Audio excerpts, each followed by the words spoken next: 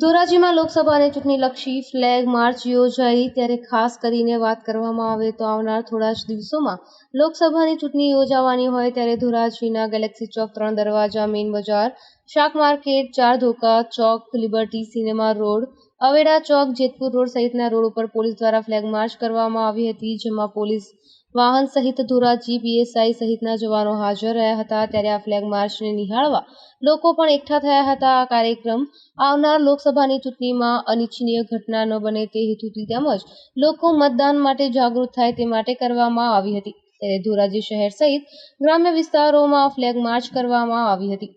Bureau report, અર્શીભાઈ, Dhoraji.